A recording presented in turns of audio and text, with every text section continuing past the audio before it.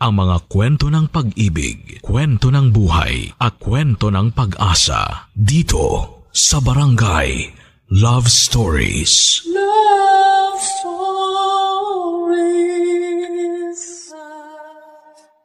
Ang tadhana ay sadyang mapaglaro at minsan ay masama din kung magbiro.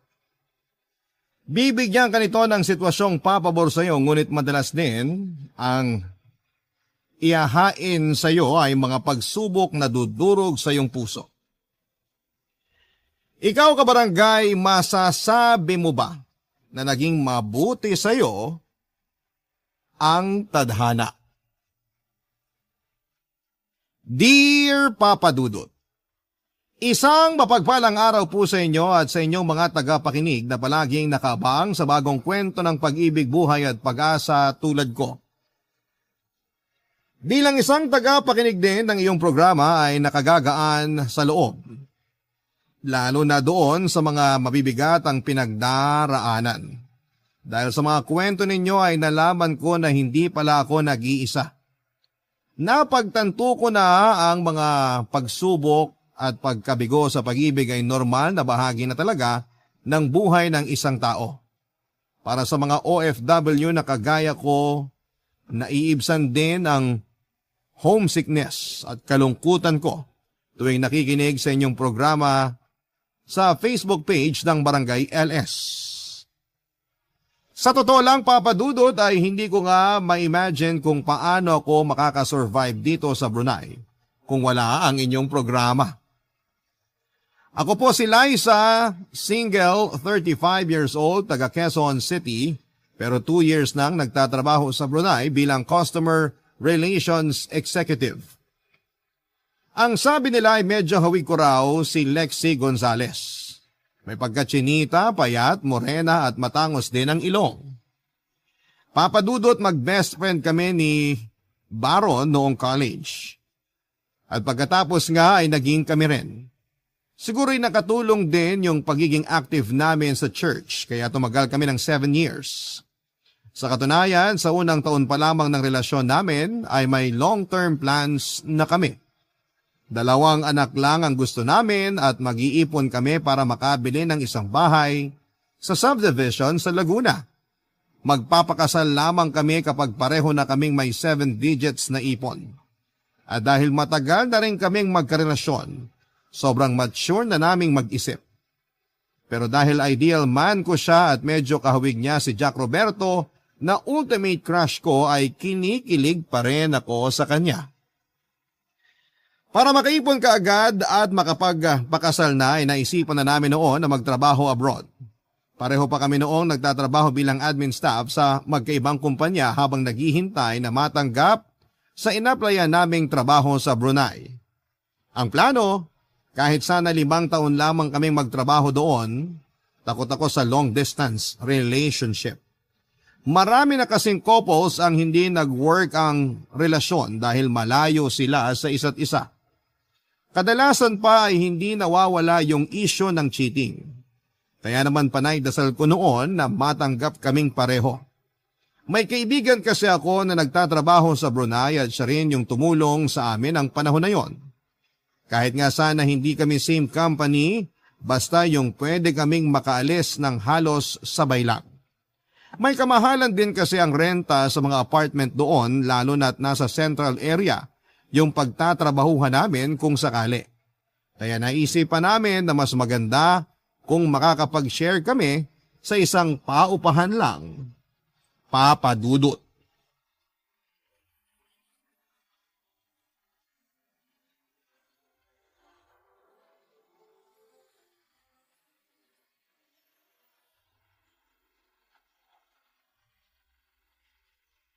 Uy, ang tagal mo naman mag-CR. Kanina pa ako nakaupo dito. Sumama kasi tiyan ko eh. Pero ngayon okay na. Paupo ko sa tabi mo ah. Kaya pala paglabas pa lang natin ng simbahan, halos tumakbo ka na ha. Ay Han, napansin ko, ang tahimik mo kanina sa simbahan. Pareho siguro tayo ng ipinagdasal. Malamang pareho nga tayo. Iisa lang naman talaga ang pinagdarasal natin eh. Pero Han, paano kung hindi ako matanggap? 2 weeks na rin yung nakalipas mula nung in-inform ka nung company mo eh. Huwag kang mawala ng pag-asa. Pero kung hindi ka man matanggap, siguro may mas magandang plano ang Diyos para sa atin. Lagi naman tayong nagdarasal. Ginawa na natin ang lahat. Kaya magtiwala na lang tayo sa plano niya. Ay, natatakot ako. Paano kung magkahiwalay tayo? Baka mamaya ipagpalit mo ako sa sultan dun. Uy! Wala siyang mapapala sa akin. Trabaho yung pakay ko ron, no? Eh ikaw nga, baka pag nagkahiwalay tayo, magpatukso ka agad sa iba. Bakit ko naman gagawin yun? Jackpot kaya ako sa'yo. Talo ko pa nanalo sa loto. Uy, sus, tumigil ka nga. Kinikilig pa naman ako pag ganyan ka. Sino ba namang hindi kikiligin sa isang kamukha ni Jack Roberto? Wow, talaga lang ha. Baka Jack Roberto na nakakain ng panis na kanin. Ako, pasalamat ka, mahal kita. Pero Han, seryoso. Malabong mangyari na maging LDR tayo. Paano ka naman nakakasiguro? Kasi, Kasi ano? Ituloy mo na lang kasi. Han, natanggap ako. Totoo? Oh my gosh, magkakasama na tayo! Sabi ko naman sa'yo magtiwala lang tayo. Tsaka kumapit sa dasal. Eh, bakit kanina parang nawawalan ka na ng pag-asa? Siyempre, pinaprank kita kaya kailangan kong umarte ng konti. Hindi talaga ako sa CR galing kanina. Ikaw nagsisinungaling ka na. Kaya nga prank Ikaw talaga. Saan ka naman nakakita na nagprank na sinabi agad yung totoo? Nakakainis ka. Nalungkot pa naman ako kanina. Akala ko talaga. Baka naman kasi pinanghinaan ka na rin ng loob tapos di mo lang sinasabi sa akin. Uy, hindi Pero saan ka nga galing kanina? Yun na nga. May sinagot lang akong tawag kanina. Tawag na may dalang good news. Ay, buti na lang no. Hindi ko talaga ma-imagine na magiging LDR tayo. Ang hirap nun. Lalo na nasanay na ako na lagi tayong magkasama. Sayang. Excited pa naman sana akong mambabae habang wala ka. Napaka mo talaga. Hoy, bawiin mo yon. Baka magkatotoo yung sinabi mo. Sus, biro lang. Hindi magkakatotoo yun. Han naman, wala akong ibig sabihin dun. Wala daw. Pero parang gustong-gusto mo nga mambabae. Ay, alam ko na kung saan papunta tong usapan. Tigilan na natin to. Biro lang. Hindi naman ako ganun kababaw, no? Tinan mo yung mga bata, Ang saya nila, no? Excited ka na rin ba magkaanak tayo? Oo, excited na ako. Pero sundin pa rin natin yung plano. Mag-ipon muna tayo sa loob ng 5 taon. Tama. Kaya ngayong 2 na tayong makakapagtrabaho abroad. Tingin ko naman mas mabilis na tayong makakaipon nun. Oo nga, kaya kapit lang. Pagbalik natin dito sa Pilipinas, Han, makakabuo na tayo ng masayang pamilya. Pero sa ngayon, haharapin muna natin ang Brunei. Para sa 7 digits! Tama, para sa 7 digits. Natanggap si Baron sa isang media company sa Bandar Seri Begawan bilang video editor. Kahit medyo magkalayo yung building na pinapasukan namin ay hindi naman yon naging problema dahil iisang studio type apartment naman yung uuwian namin ng panahon na yon. Maayos naman yung naging takbo ng buhay namin doon sa mga unang buwan, Papa Dudut. Kahit na nakapunta na ako sa Hong Kong noong bata pa ako ay natuwa at na-excite pa rin ako na makarating sa ibang bansa. Si Baron naman ay first time pa lamang niya na makalabas ng bansa kaya sobrang saya niya noon, Papa Dudut. Yung unang 3 buwan namin, kinalimutan na muna namin ang pagtitipid at mga strict plans namin. Every weekend ay namamasyal kami, nagdi-dinner sa mga masasarap na kainan. Para kaming mga nanalo sa loto at hindi na muna inisip ang pera at pag-iipon. Katwiran namin magkasama naman kami at ilang taon pa ang itatakbo ng mga kontrata namin doon. Maayos naman ang lahat ng panahon na yon. May mga pagkakataon nga na hindi ko maiwasang mapaisip na parang too good to be true yung mga nangyayari sa amin. Kung usapang pinansyal ay okay na okay kaming dalawa, Papa Dudut. Wala rin naman kaming problema sa kumpanyang napasukan namin. Pero siguro nga ay tama yung kasabihan na kapag may mga magagandang bagay na sunod-sunod na nangyayari ay palagi itong may bawi At yun nga mismo ang naganap sa aming dalawa, Papa Dudut.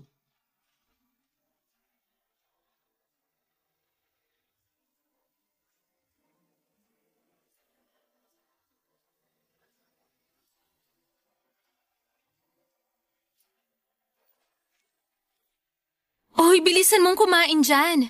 Manonood pa tayo ng movie mamaya. Eto naman. Di kaya masarap kumain kapag nagmamadali. Sa bagay. Kaso mabagal ka talagang kumain eh. Uy, ako talaga? Sino kaya yung 100 times nginunguya yung pagkain? Wag ako ha. Nga pala. Kumusta naman sa office nyo? Okay naman. Masaya. Sa inyo ba? Sakto lang. Pero pansin ko nga mukhang masaya talaga dun sa work mo ah. Halos mapunit na labi mo kakangiti eh. Marami ka na bang kaibigan sa office nyo? Konti lang mga kaibigan ko ron pero masaya pa rin. Lalo na isa naming katrabaho, si Cristel. Makatawa ka naman dyan. Yun ba yung Cristel na lagi mong nakakwento o iba pa yun? Sabi mo pa nga, retokada yun eh. Oo, siya yun. Nabanggit ko na nga pala siya sa'yo. Ang kulit kasi nun sa office eh. Medyo maloko kaya ayun, minsan nagkakasundo kami na pagtripan yung mga kasama namin sa trabaho.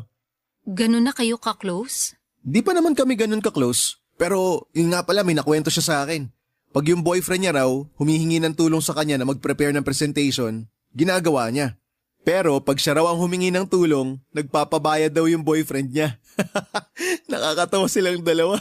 Anong nakakatawa ron? Siniraan na nga niya yung boyfriend niya, tumawa ka pa. Bakit ang sungit mo? Nagsiselos ka ano? Bakit naman ako magsiselos dun sa retokadang babae na yun? Eh di nagsiselos ka nga. Ano ka ba? Huwag ka nga magselos dun. Para kang ewan. Nakakapikon na eh. Cristel, puro na lang Cristel. Umay na ako sa pangalan na yan. Wala ka bang ibang friends dun sa opisina nyo? Meron naman ako ibang friends sa opisina pero kami yung magkatabi ng workstation eh kaya malamang siya yung palagi ko makakausap. Ang saya nga niyang kausap eh.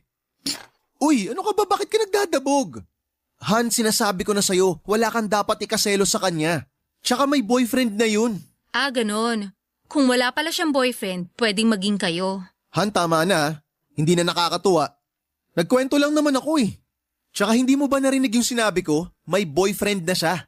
Boyfriend na palagi niyang pinapalabas na tinitake for granted siya. Boyfriend na palagi niyang sinasabi na na-develop lang siya kaya niya sinagot.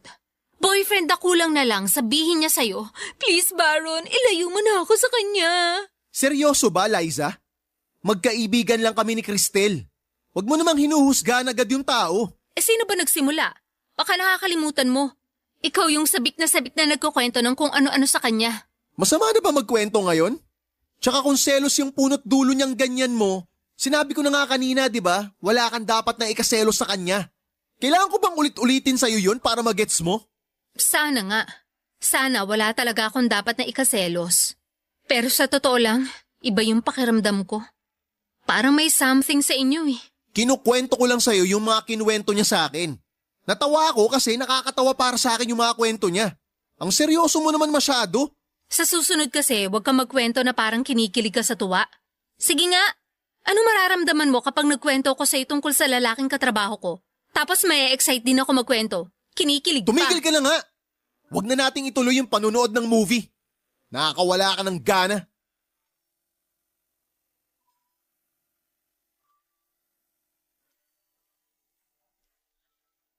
Alam ko na medyo wala ako sa lugar ng mga oras na yon dahil sa pagsiselos ko, Papa Dudut. Pero sa tagal na rin naming magkarelasyon, kabisado ko na nga ang kilos niya, ang pagkatao niya kung paano siya mag-react sa mga bagay-bagay at kung anong mga bagay ang nagpapairita sa kanya. At kahit minsan ay hindi ko siya nakitang ganon ka-excited na magkwento at ganon ka-interesado sa isang tao. Yung tipong nakangiti siya tuwing nababanggit niya si Cristel. Hindi lang kasi isang beses niyang nakwento yung tungkol sa katrabaho niyang yon. May punto na halos araw-araw na. Lagi siyang may bagong kwento at hindi rin nawawala yung excitement niya Ramdam ko noon sa tono niya na may kakaiba na sa kanilang dalawa ni Cristel. Hindi niya man aminin, pero hinala ko noon na madalas na silang nagkakausap. Baka nga hindi lang tuwing nasa opisina. Ni minsan ay hindi pa nagkamali ang instinct ko kaya kinabahan na rin ako ng panahon na yon. Matapos yung pagkatalo namin na yon ni Baron ay medyo nag-iba na yung pakikitungo niya sa akin, Papa Dudut. Hindi rin niya ako kinakausap at parang iniwasan niya yung presensya ko. Ikinalungkot ko naman yon ng sobra dahil hindi ako sanay na ganun siya sa akin, Papa Dudut. Barangay Love Stories. Barangay Love Stories. Papa Dudut, ilang araw matapos ang insidenteng yon ay nagkabati na rin kaming dalawa ni Myron. Para hindi na kami magtalo pa ay hindi ko na binabanggit noon ni Baron ang pangalan ni Cristel tuwing magkasama kami. Pero sa halip na mapanatag ay mas lalo akong nag-isip ng kung ano-ano. Dahil doon ay naging paranoid na ako. Maraming beses na akong nag-overthink at iniisip ko na sana pala'y pinigilan ko na lamang ang sarili ko. Sana'y nag-abang at nagmasid na lamang ako noon. Dahil aware na si Baron sa pwede kong isipin noon ay napansin ko na mas nag-ingat na siya. Noong mga panahon na yon ay unti-unti akong kinain ng paranoia at insecurity. Alam ko naman sa sarili ko na hindi naman ako pangit para ma-insecure kay Cristel. Pero sa mga kwento noon ni Baron ay parang mas masaya siya pag yon ang kasama niya. Sa kaloob-looban ko ay alam kong may mali. Sabi nga nila ay malakas daw ang kutob ng mga babae. Sa pagkakataong yon ay dinaan ko na lamang sa dasal ang lahat. Ipinagdasal ko sa Panginoon na sana kung wala naman akong dapat na ikaparanoid noon, ay alisin niya yon sa aking pakiramdam. Pero kung meron man, sana'y makumpirma ko rin kaagad. At mukhang dininig naman kaagad ang panalangin kong yon nang minsan kaming magawin ang katrabaho ko. At kalaunat naging kaibigan ko na rin na si Eka sa isang fast food sa Brunei, Papa Dudut.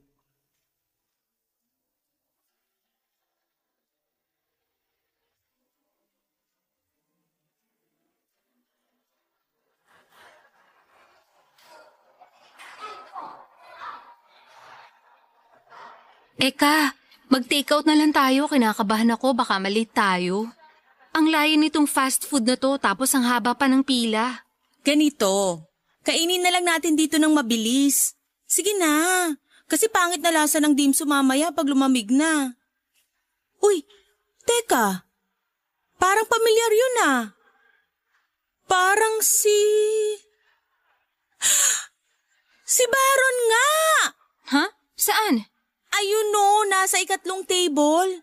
Yung kasama ng babaeng fashionista. Nagbago ng isip ko. Dito na natin kainin yung dimsum. Sigurado ka? Pero, di mo man lang ba susugurin yung dalawang yun? Hindi. At talagang kalmado ka pa ha? Girl, paano maging ikaw? Ang tibay mo eh. Kung ako yan, baka kanina pa ako sumugod. Hindi ko ugaling mag-eskandalo. Mag-uusap kami mamaya ng kaming dalawa lang. Ganon? Ibang klase ka talaga, girl. Pero sige, support kita dyan. Iwas kahihiyan nga rin naman yon. Sinusubukan ko lang kumalma pero nagngingit-ngit na ako sa galit. Ang lakas ng loob nilang lumabas na magkasama. At ang sweet-sweet pa nila. Kung titingnan parang sila eh. Uy, mukhang magsi-CR yung babae oh. Puntahan mo na boyfriend mo. O sige, dito ka lang muna. Kakausapin ko lang siya sandali. Baron, Han? Anong ginagawa mo rito? mag-usap tayo sa labas. Yung tayong dalawa lang. Ha? Pero... Mag-uusap tayo sa labas o mag-e-eskandalo ko rito. Ay, okay, sige na. Eto na, tatayo na. Mauna ka na maglakad. Bilisan mo. Oo, nakasunod lang ako sa'yo.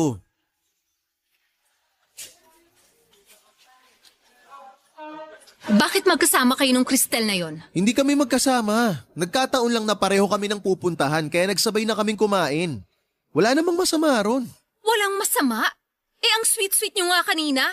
Nagsusubuan pa kayong dalawa? Pwede ba hinaan mo yung boses mo? Please naman. Baka pagtinginan tayo ng mga dumaraan dito. Nakakahiya. Ako pa ba yung dapat mahiya? Ang kakapal na mukha nyo?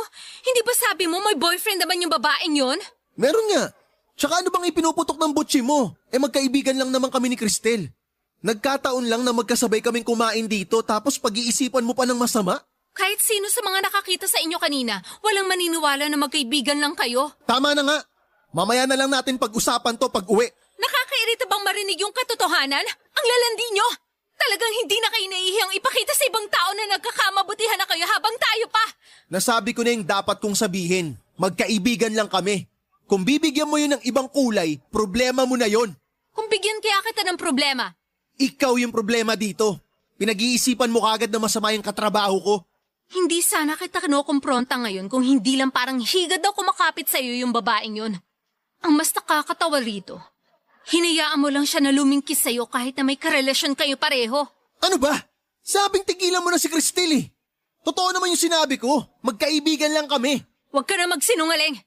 Sa tingin mo, base dyan sa reaksyon mo ngayon? Hindi pa ba sapat na pruweba yung nakita ko kanina para patunayang manluloko ka?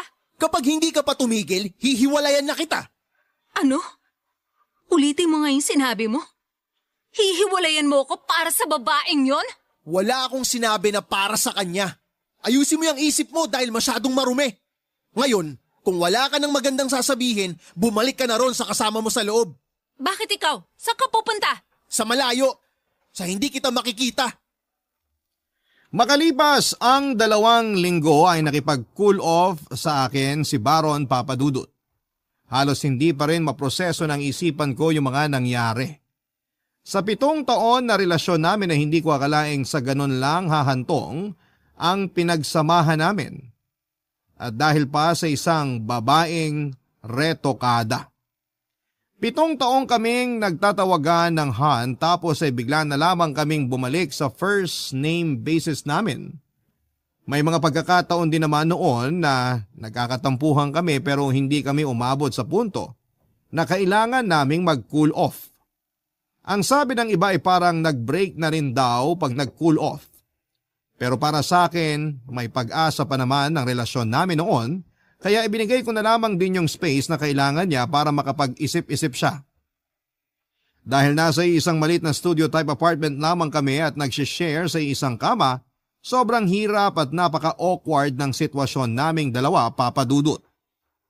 Halos hindi na kami nag-uusap at nagkikibuan lamang kami kapag oras na ng bayaran ng mga bills. Ganon kami ng halos 1 buwan. Pero sa kabila noon ay umasa ako na mapagtatagumpayan namin ang pagsubok na yon. Batid ko naman na lahat ng relasyon ay dumaraan sa mga hindi pagkakaunawaan pero kalaunan ay naayos din naman. Nagtiwala ako at naniwala na mahal pa rin ako noon ni Baron Papadudut.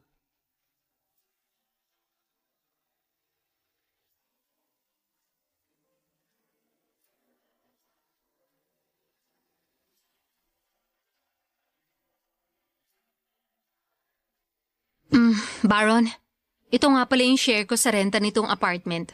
Okay, salamat. Pwede ba kitang makausap? Tungkol saan? Sandali, umupo ka muna. Sige. Anong pag-uusapan natin? Tungkol ba dito sa apartment? Ha? Hindi. Hindi tungkol dun. Eh ano pala? Siguro kailangan na nating formal na gawin to. Formal na gawin ng alin? Yung cool off natin. Sa tingin ko, kailangan na nating formal na maghiwalay. Maghiwalay? Bakit? Pasensya ka na pero sa tingin ko, hanggang doon na lang talaga yung relasyon natin. Kaya tayo nag-cool off para makapag-isip-isip, di ba? At yun na nga yung napag-isipan kong gawin. Pero gusto ko lang sabihin na... Wag na. Kung ano man yung sasabihin mo, wag na. Gets ko. Gets ko na. Paanong gets mo na? Baka iba na naman yung iniisip mo. Bakit? May iba pa bang pwede maging dahilan? Yun lang naman yun eh. Na fall out of love ka sa akin. Tapos na in love ka kay Cristel. Ganon kasimple, di ba? Kaya huwag ka na magsayang ng oras para magpaliwanag. Kita mo na, pinangunahan mo na naman ako. Eh ano? Ano pang dahilan mo? Huwag kang mag-alala. Inaasahan ko na rin namang sasabihin mo yon. Hindi ko lubos maisip na mangyayari pa pala to. Pero sa pinapakita mo sa akin nung nag-cool off tayo, tanggap ko na. Makinig ka muna please. Hindi to tungkol kay Cristel.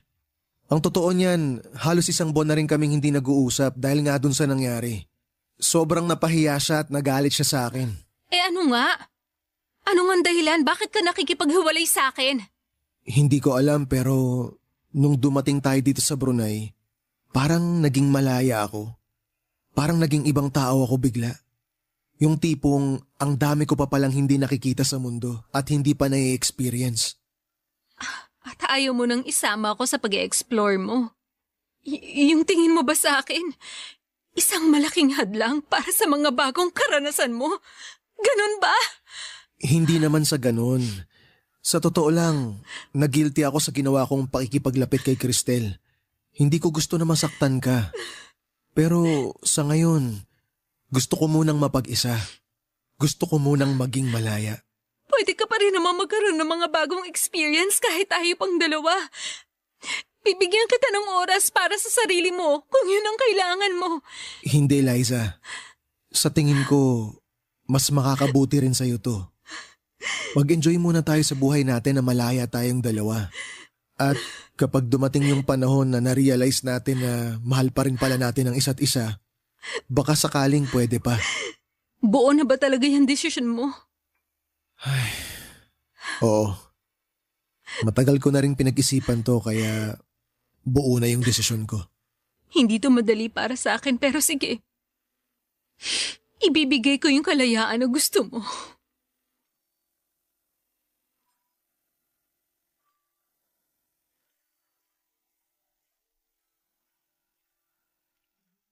Papa Dudut, tama nga yung sinabi ni Baron na hindi nga para kay Cristel yung hiningi niyang kalayaan sa akin. Kalaunan ay natuklasan ko na nagkaroon na rin pala ng ibang boyfriend si Cristel habang si Baron naman ay nanatiling single. Madalas nang lumalabas si Baron kasama ang mga katrabaho niya. Kadalasan ay late na siyang umuuwi. Naisip ko nga noon kung hindi ba nangihinayang si Baron sa mga ginagastos niya tuwing lumalabas siya dahil parang hindi na siya nangingiming magsunog ng pera. Pero napagtanto ko rin naman kung bakit hindi siya nangihinayang sa gastos. Kung bakit hindi na niya kailangan pang magtipid. Yun ay dahil hindi na niya kailangang mag-ipon ng mabilis dahil wala na naman siyang hinahabol na kasal. Wala na nga pala kami. At habang masaya siya sa naging buhay niya mula nang maging malaya kami, sa isa't isa ako naman ang nagpaiwan. Walang ginawa kundi ang magmukmok na lamang sa apartment tuwing wala akong pasok. Nakikiramdam kung nakauwi na ba siya at kung masaya ba siya noong bumalik dahil may babae siyang nakilala. Halos lahat ng oras ko noon tuwing nasa apartment ako ay nakatuon na lamang sa kung anong nangyayari sa kanya. Lihim ko siyang inoobserbahan at hindi ko naman maiwasang gawin yon dahil magkasama pa rin kami sa ilalim ng iisang bubong. Masaya naman ako para sa kanya, lalo na't maayos naman kaming naghiwalay, Papa Dudut. Nalungkot lamang ako sa parteng parang mas naging masaya yung buhay niya nung hindi na kaming dalawa magkasama, Papa Dudut. Barangay Love Stories. Barangay Love Stories. Ang sakit-sakit, Papa Dudut. Kasi kaya lang naman kami nag-abroad ni Baron ay para makaipon kaagad para sa pagpapakasal at para sa future naming dalawa. Dahil takot na takot kami ni Baron na hindi namin kaya ang long-distance relationship. Ginawa namin ang lahat ng pwede naming magawa para lamang hindi kami magkalayo. Pero sa kabila ng ilang taong pagsasama naming dalawa, sa lahat ng pagod at pag-aalaga sa relasyon na meron kami, ay sa hiwalayan din pala babagsak ang lahat. Hanggang sa dumating yung araw na hindi ko inaasahan. Pagka-uwi ko galing trabaho, may naabutan akong mga tao sa apartment namin na inilalabas yung kama na tinutulugan namin ni Baron.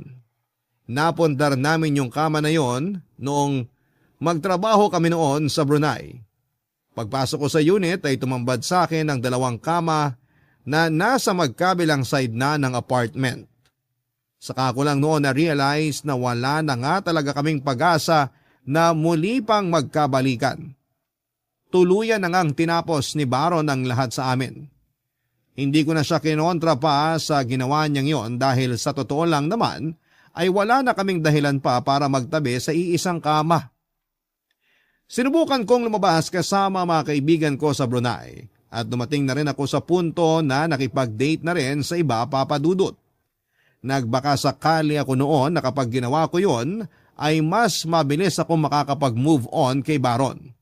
Pero hindi rin yon tumagal dahil alam ko na si Baron pa rin ang laman ng puso ko hanggang sa mga oras na yon, Papa Dudut.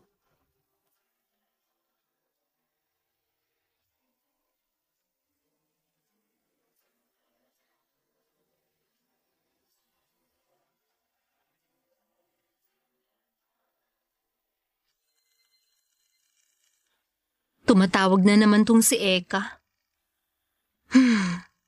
Mukhang alam ko na kung bakit. Sagutin ko na nga lang. Oh, napatawag ka. Girl! Hoy, kumalma ka nga. Mabibingi ako sa'yo eh. Kasi naman no, pinahirapan mo pa ako na humanap ng ide-date mo tapos hindi mo lang sisiputin. Hustisya naman sa effort ko, girl. Ikaw naman kasi nagpupumilit eh. Hindi ba nga pagkatapos ng 3 nakadate ko, ayaw ko na muna? Tapos hinanapan mo pa rin ako. Nakakainis ka. Sinayang mo yung pagkakataon. Rich kid kaya yun. Ay, sayang talaga. At ang haba ng hair mo, girl ah. Di mo talaga sinimpot yung ganun kapoging date? Iba ka. Ayoko na muna makipag-date.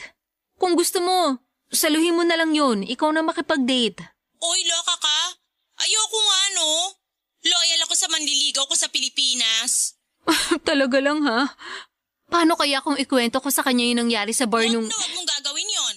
Aahitin ko talaga lahat ng buhok mo sa buong katawan mo pag nagkataon. Kasama pati pilik mata mo, girl. Sinasabi ko sa'yo. Biro lang. Pero dun sa sinabi ko na ayaw ko na muna makipag-date, seryoso ko dun. Kaya please, huwag ka na rin magpakapagod. Kasi naman. Ay nako, ginigigil mo ko eh. Kung humanap ka na lang kaya ng ibang titiran, parang pinaparusahan mo sarili mo dyan eh. Masyadong magastos pag lumipat ako, hindi ko kaya. Girl, sa laki ng sahod mo, kaya mo. Ang sabihin mo, umaasa ka pa rin na magkakabalikan kayo. Kaya ayaw mo pa rin umalis dyan. Oo na, sige na, aaminin ko na. Umaasa pa rin ako na magkakabalikan pa kami. Hanggat wala pa siyang bagong girlfriend, hindi ako mawawala ng pag-asa. Paano kung pakitin mo kaya?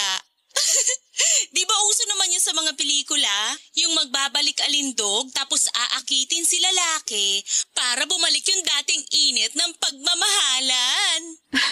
Alam mo ikaw, puro kakalokohan. Kesa naman sa'yo na puro kamartiran.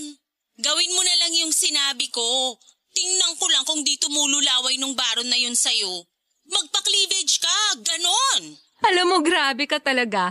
Kulang na lang sabihin mo na maghubad ako sa harap niya eh. Nakuha mo. Nakuha mo yung pinakamadaling paraan para mapabalik siya sa'yo. Kaso, alam ko rin naman na malabong mangyari yun. Masyado ka kasing conservative. Pero sigurado ko, pag kayong dalawa lang ni Baron tuwing gabi, nung kayo pa ha, malamang hindi mo pinaiiral yung... Huwag ka muna maingay. May naririnig ako. Ha? Bakit? Anong naririnig mo? Anong meron dyan? Naririnig ko na sinusian yung lock ng pinto. Nandito na si Baron. Sige na, Eka. Bukas na lang ulit tayo mag-usap, ha? Okay, sige. Bye. Bye! Dumating na nga ang pinaka-kinakatakutan ko sa lahat, Papa Dudut. Nagsimula na rin sa pakikipag-date si Baron. Kay Baron ko mismo nalaman na Tiffany pala ang pangalan noong babae. Ikinuwento niya sa akin na katrabaho niya ito at half Thai at half Filipino ang lahi. Sa Brunei na pinanganak at lumaki. Noong sinubukan kong i-stalk ang Facebook ng babae ay doon ko napagtanto na medyo hawig pala kami. Natawa pa nga ako noon dahil naisip ko na ang gusto lang pala ni Baron ay yung Thai version ko. Umiral na naman noon ang pagiging marupo ko at umasa ulit ng kaunti. Inisip ko noon na baka hindi pa nakaka-move on si Baron dahil ang hanap niya ay halos tulad ko lang din naman. Pero habang tumatagal, na-realize ko na hindi na lang yon basta date-date lang dahil nakita ko na seryoso na nga si Baron kay Tiffany. Gabi-gabi kong naririnig na nag-uusap sa video call sina Baron at Tiffany dahil hindi naman kalayuan yung agwat ng kamang tinutulugan naming dalawa. Madalas ako noong nagpapanggap katulog na habang nakikinig sa usapan nila na parang pumupunit sa puso ko. Dahil doon ay natutunan kong umiyak ng tahimik habang pilit na isinisiksik sa isipan ko na malabo nang maging kami pa ni Baron. Yung tono niya kapag kausap si Tiffany ay yung lambing na mga sinasabi niya ay ganun-ganon siya sa akin noong kami pa. Kapag wala si Baron ay doon lamang ako nakakabawi ng hagulhol, Papa Dudut. Nung una'y tinatago ko pa ng concealer ang pamumugto ng aking mga mata. Hanggang sa na-realize ko na rin na wala namang pakialam sa itsura ko si Baron. Halos hindi na nga niya ako matignan. Sa 1 taon at kalahating nasa Brunei kami ay natapos yung 7 taon namin ng ganon-ganon na lamang. Mula sa pagiging magkasintahan, naging parang estranghero na lamang kami noon sa isa't isa, Papa Dudut.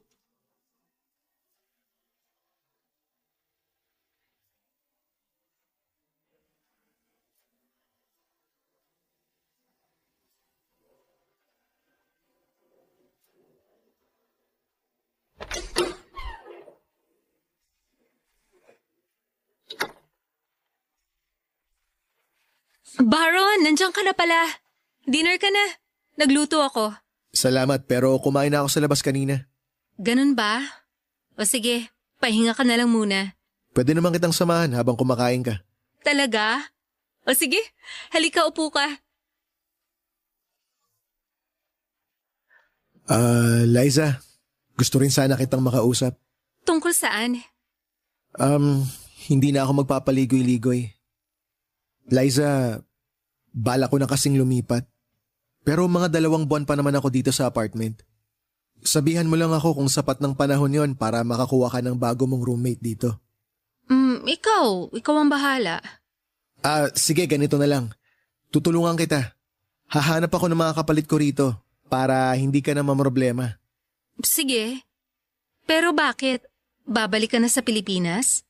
Hindi pa. Bale, ang plano ko, doon na ako titira kay Tiffany. Nag-migrate na kasi sa Taiwan yung roommate niya. Medyo mahal yung renta nila kaya doon na ako sa apartment niya titira. Alam mo, bakit hindi na lang kaya akong umalis? Ibalik mo yung dati nating kama dito para makapag-live-in na kayo nung Tiffany mo. Lubos-lubusin mo na, Baron. Nang sa ganun, buradong-burado na talaga ako sa buhay mo. Liza, huwag ka namang ganyan.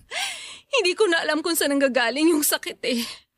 Kung dahil ba tinapon mo yung pagmamahal ko sa iyo ng ganun-ganun lang? O dahil sa katotohanan okay na okay ka na ngayon at parang burado na lahat na nangyari sa 7 taon na magkarelasyon tayo. I'm sorry. Sorry talaga. Maniwala ka, hindi ko talaga sinadyang saktan ka. Minahal kita. Totoong minahal kita nung tayo pa. Alam ko. Kaya nga ang sakit-sakit ngayong hindi na. Ang sakit-sakit na makita kung gaano ka naging masaya agad nung matapos yung relasyon nating dalawa. Samantalang ako, araw-araw kinakain ako ng lungkot. Sana ganyan din ako. Sana naranasan ko rin yan para hindi ako nasasaktan ng ganito. Pwede ka rin namang makipag-date sa iba. Subukan mong ibaling yung atensyon mo sa ibang lalaki. Sigurado ako, meron at meron ka ring magugustuhan. Hindi yun ganun kadali. Nagiging mahirap lang naman lahat sa'yo kasi ayaw mo pang palayain ang sarili mo. Kailangan mong isipin na tapos na tayo. Kasi kung aasa ka pang magkakabalikan tayong dalawa, masasaktan at masasaktan ka lang ng paulit-ulit. Hindi mo kailangang ipamukha yan sa akin. Porke okay ka na, ang dali sa'yo na sabihin yan. 7 taon yun, Baron. Buti sana kung 7 buwan lang eh. Madali sana ako makaka-move on kung ganun lang kadali na naging tayo. Pero ang dami na nating plano para sa isa't isa. Lahat yun nauwi lang sa wala. Marami nang nangyari, Liza. Napag-usapan na rin naman natin yun, di ba? Pareho tayong nagdesisyon na tapusin na yung relasyon natin. Pumayag ka eh. Alam kong mahirap to para sa'yo. Pero tapos na tayo. Kailangan na nating umusad at harapin ang mga buhay natin na hindi kasama ang isa't isa. Darating yung araw na kakailanganin mo rin ng privacy kaya hindi pwedeng magkasama pa rin tayong dalawa. Sana naiintindihan mo yun. Oo, naiintindihan kita. Pero ang sakit-sakit talaga eh. Meron pa pala akong hindi nasasabi. Ano yun? Gusto sana kitang pasalamatan sa lahat-lahat. Lalo na sa pagiging mabuting girlfriend mo nung tayo pa. At sorry. Sorry dahil nagawa kitang lokohin noon. Hindi sana tayo hahantong sa ganito kung hindi ko nagawa sa iyo yun. Pero alam mo, hindi mo deserve yung tulad ko. Kaya ipagdarasal ko na mahanap mo yung totoong taong makakapagpasaya sa'yo. Pero sana, tulungan mo rin yung sarili mo. Tulungan mo yung sarili mo na makalaya sa sakit na nararamdaman mo ngayon. Susubukan ko. Sa kabila ng lahat ng bigat na pinagdadaanan ko, kalaunan ay mas nanaig pa rin naman yung pagiging practical ko, Papa Dudut. Tulad ng kontrata ko sa trabaho, may 1 taon pang natitira sa kontrata namin sa studio type apartment na hindi ko pwedeng basta na lamang takasan kahit na uwing-uwi na ako sa Pilipinas. Tinupad din naman ni Byron ang pangako niya dahil humanap siya ng roommate na makikihati sa renta ko sa apartment. At kahit na yung referral niyang yon, kaibigan ng Tiffany ay pumayag na rin ako. Mag-1 taon na mula nang mag-break kami pero hanggang sa ngayon ay hindi pa rin ako nakaka-move on. Oo, Papa Dudut, hindi na ganon kasakit kagaya ng mga nakaraang buwan. Pero sa tuwing naaalala ko si Baron, ay may kirot pa rin sa puso ko. Hindi na ako makapaghintay pa na makabalik na sa Pilipinas, Papa Dudut, at natutokso ako na sa bakasyon ko dyan next month ay mag-awol na lamang ako sa trabaho ko dito sa Brunei. Pero kapag naglalaro yon sa utak ko ay iniisip ko na down the road, ayoko rin namang mainis sa sarili ko dahil nagpa-blacklist ako sa isang bansa dahil lamang sa isang ex-boyfriend. 1 taon na lang din naman yon. Kaya susubukan ko na lamang na makagawa pa rin ng masasayang memories dito sa Brunei. Yun ay para makapag-move on ako sa mga masasakit na alaala ni Baron. At para hindi na ako umasa na may isa pang pagkakataon para sa aming dalawa, sa tulong ng Diyos, alam kong magagawa ko yon. Maraming salamat po sa pagbabahagi ng aking kwento, Papa Dudut. Taos-pusong pasasalamat din po sa Barangay Love Stories para sa pagkakataong maibahagi dito sa programa ninyo ang kwento ko. Muli, maraming salamat sa Barangay Love Stories and God bless sa Barangay LS 97.1 Forever. Ang inyo pong forever na kapuso at kabarangay, Liza. Nagustuhan ng iyong napakinggan? Ituloy yan via live stream sa www.gmanetwork.com/radio. Barangay LS 97.1